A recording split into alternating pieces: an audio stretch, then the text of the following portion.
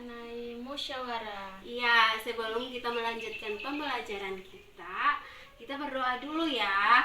Ada yang mau pimpin doa? Saya Ibu. Iya, silakan email. Teman-teman, mari kita berdoa.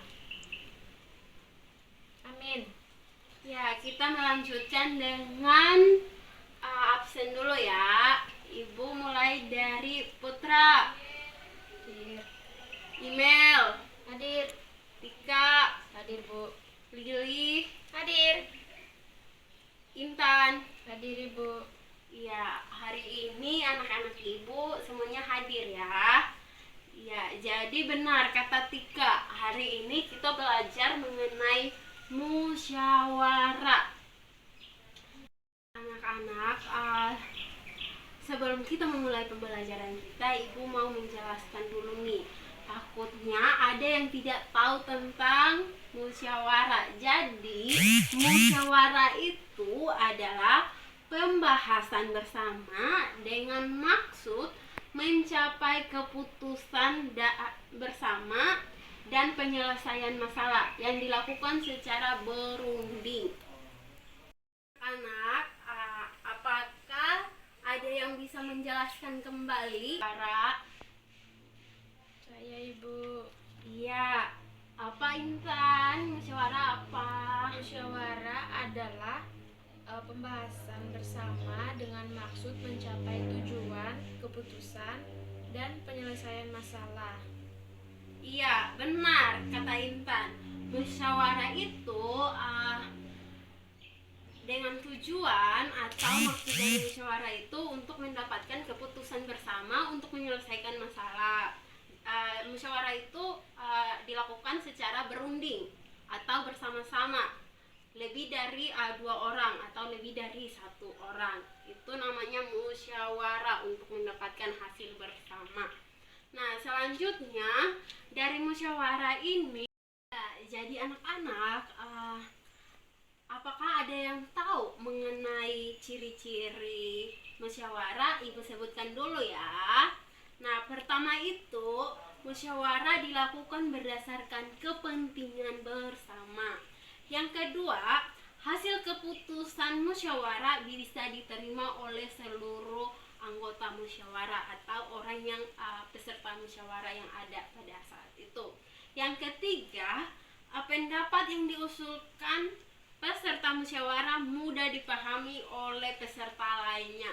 Contoh, saat Intan mengajukan pendapatnya, dia harus mengungkapkannya dengan jelas agar peserta musyawarah yang lain dapat mengerti maksud dari Intan ini. Yang keempat, ciri-cirinya mengutamakan kepentingan bersama. Jadi di sini tidak mementingkan egois, tidak mementingkan diri sendiri, tapi untuk kepentingan bersama, untuk mendapatkan hasil bersama. Selanjutnya anak-anak, ada juga nih sikap yang harus diperhatikan saat bermusyawarah. Yang pertama, mengajukan pendapat dengan sopan. Dengan apa anak-anak? Dengan sopan. Iya.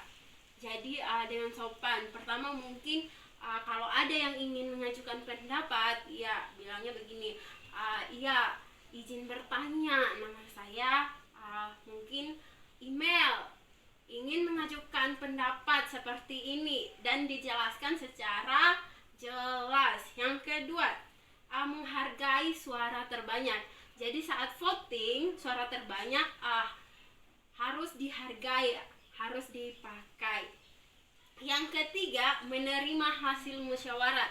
Jadi hasil musyawarahnya baik sesuai pendapat kita ataupun tidak sesuai pendapat kita, kita harus menghargai hasil musyawarah itu. Yang keempat, melaksanakan hasil keputusan bersama. Yang kelima, menghargai pendapat orang lain. Lagi-lagi kita di sini diajarkan untuk menghargai, atau saat orang memberikan pendapat, kita tidak langsung membantah atau kita tidak langsung bilang kita tidak terima dan ini dan itu, tapi kita harus menghargai. Yang keenam, mampu mengendalikan diri dan emosi. Saat pendapat orang lain tidak sesuai dengan pendapat kita, kita harus mampu mengendalikan emosi dan diri kita. Yang ketujuh, harus sopan saat mengikuti musyawarah. Yang kedelapan, tidak meninggalkan tempat musyawarah sebelum musyawarahnya selesai.